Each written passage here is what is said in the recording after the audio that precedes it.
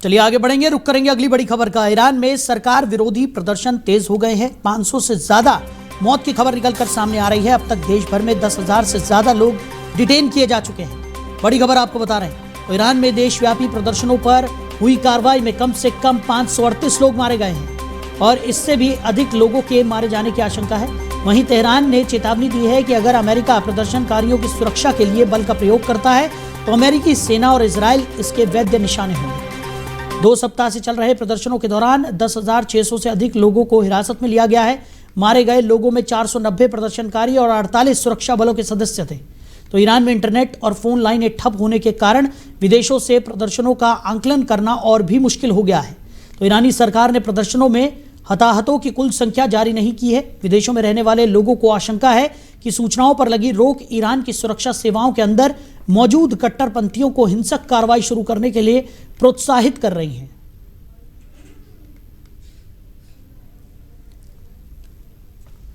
तो ईरान में लगातार हिंसक प्रदर्शन देखने को मिल रहे हैं और कई 100 लोगों की मौत भी इन प्रदर्शनों के चलते हो गई है।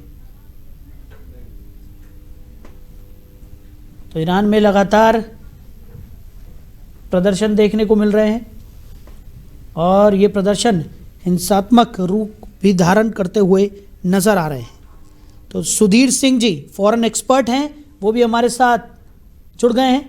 सुधीर जी बहुत स्वागत है आपका। जी नमस्कार।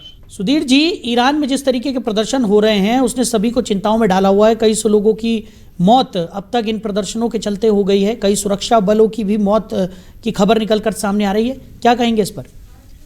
देखिए, ईरान में मुल्ला तंत्र को आम लोगों ने चुनौती दी। 1979 में इस्लामिक क्रांति हुई थी अयतुल्लाह ख़मेनी के नेतृत्व में जी, और आज 47 वर्ष के बाद ईरान में लोगों का जीवन बदहाल है। महंगाई चरम पे है, सैंक्शंस लगे हैं, उसके चलते ईरान कुछ में भी नहीं बना पा रहा है। तो लोगों में बहुत निराशा है। महिलाओं के साथ घोर भेदभाव है। हिजाब नहीं पहनने पर उनको लाठियों से मारा जाता है। तो ईरान एक कट्टरवादी देश आम जनता के संदर्भ में नहीं रहा है। मुल्ला शासन आ गया और गलती से इतना साल चल गया। अब जनता उसको उखाड़ फेंकने पर आमादा है और किसी भी सूरत में बर्दाश्त करने के लिए तैयार नहीं है। लोगों की ये शहादत डेमोक्रेटिक राइट्स के लिए है, लोकतंत्र के अधिकारों के लिए है और निश्चित तौर पर दुनिया में जितने लोग लोकतंत्र के लिए एक भावना रखते हैं उनको ईरान की इस बहादुर जनता के साथ अपनी भावनाओं को जोड़कर उस पूरे मूवमेंट को मजबूत करने की आज जरूरत है।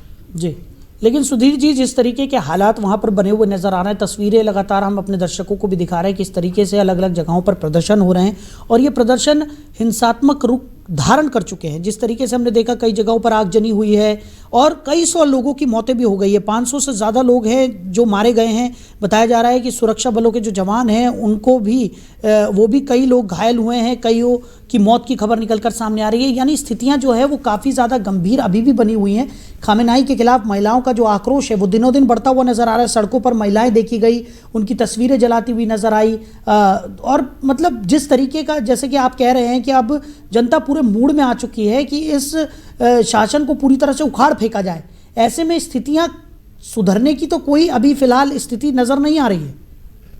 बिल्कुल स्थिति गंभीर होती जा रही है और तेहरान एयरपोर्ट पर खमेनी साहब जो है मुल्ला शासन के जो प्रमुख हैं उन्होंने एक विमान तैयार रखा है कि बहुत स्थिति गंभीर हो तो मास्को निकलने हो। तो निश्चित तौर पर राष्ट्रपति डोनाल्ड ट्रंप ने घोषणा की है कि लोगों को अगर आप मारेंगे तो अमेरिका हस्तक्षेप करेगा।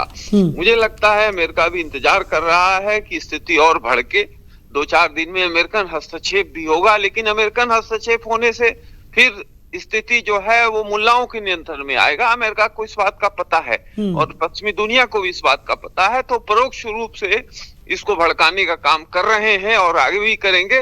मुझे लगता है कि इस बार मुल्ला तंत्र ईरान में उखड़ जाएगा और लोकतंत्र की स्थापना होगी। ठीक है सुधीर जी, आपसे चर्चा करेंगे हम। इसी बीच एक बड़ी खबर निकलकर सामने आ रही है। आपको बता दें कि एक इस वक्त की बड़ी खबर, ईरान को इंटरनेट देने की तैयारी की जा रही है। अमेरिकी राष्ट्रपति डोनाल्ड ट्रंप का बड़ा बयान सामने आया है। स्टारलिंक ईरान पहुंचेगा, ऐसा डोनाल्ड ट्रंप ने बयान दिया है। एलन मस्क से बात करने ट्रंप जा रहे हैं। बड़ी खबर आपको बता रहे हैं। तो सुधीर जी, जिस तरीके से आप जिक्र कर रहे थे अमेरिका के हस्तक्षेप का, अब एलन मस्क से बात करने ट्रंप जा रहे हैं और बड़ा बयान निकलकर सामने आया कि ईरान को इंटरनेट देने की तैयारी अमेरिका कर रहा है। उसकी जरूरत है, क्योंकि ईरान में सरकार ने इंटरनेट को काट दिया है जी। क्योंकि इंटरनेट से बातें चारों तरफ फैलाने में आसान होती है और फोटो वोटो भी शेयर करना होता है, वो सारी चीजें बंद है पिछले कई हफ्तों से। ईरान की स्थिति बहुत ही भयावह है। लोगों को आज इंटरनेट एक मूलभूत सुविधा के तौर पर हो गई है, तो ये लोगों को उपलब्ध कराना चाहिए। और अगर राष्ट्रपति ट्रंप और एलन मस्क इसको उपलब्ध कराते हैं तो मुझे लगता है ईरान के आंदोलन को और भी मजबूती मिलेगी। अच्छा सुधीर जी, जिस तरीके से हमने देखा था कि जब इस तरीके की कोई स्थिति किसी मुल्क में बनती है तो कहीं ना कहीं डोनाल्ड ट्रंप का जो रुख होता है वो समय समय पर बदलता हुआ नजर आता है। इससे पहले भी हमने देखा कि रूस और यूक्रेन के युद्ध के समय भी डोनाल्ड ट्रंप ने कितनी बार कोई बात कही और उसके बाद यू टर्न लेते हुए नजर आए। लेकिन यहाँ पर अगर ईरान की बात करें हम, तो यहाँ पर अमेरिका का जो हस्तक्षेप है वो कितनी हद तक इन्फ्लुएंस कर सकता है इस स्थिति को जो अभी बनी हुई है? देखिए, स्थिति भयावह है। ये ईरान के लोगों का स्वाभाविक आंदोलन है। मुल्ला तंत्र को उखाड़ फेंकने और डेमोक्रेसी को लाने का आंदोलन है।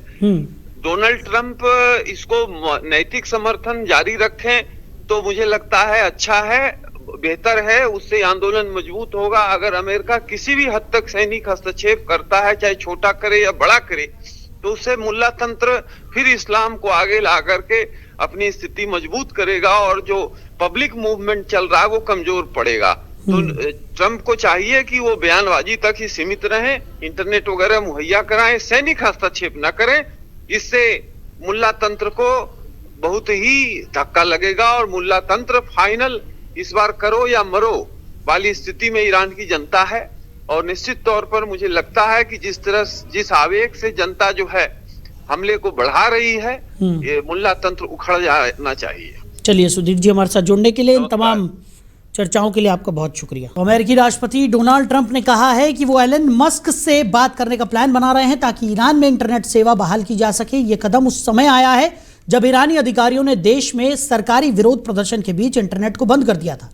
ट्रंप ने कहा कि वो इस तरह के काम में बहुत अच्छा है, उनकी कंपनी भी बहुत अच्छी है। ये जवाब उन्होंने उस सवाल पर दिया कि क्या वो मस्क की कंपनी स्पेसएक्स से इस मुद्दे पर संपर्क करेंगे। तो स्पेसएक्स की Starlink service satellite internet provide करती है और इसे पहले भी ईरान में इस्तेमाल किया गया है। एलन मस्क और डोनाल्ड ट्रंप का रिश्ता कभी एक जैसा नहीं रहा। मस्क ने ट्रंप के पिछले चुनाव अभियान में फंडिंग की थी, बाद में उन्होंने संघीय सरकार के बड़े खर्चों में कटौती कराने में मदद की। हालांकि पिछले साल मस्क ने ट्रंप के मुख्य टैक्स बिल का विरोध किया था, जिससे उनका सार्वजनिक झगड़ा हुआ। फिर भी लगता है कि दोनों के बीच संबंध अब फिर से गर्मा गए हैं। इस महीने दोनों ने मारे लागो रिजॉर्ट में डिनर भी किया।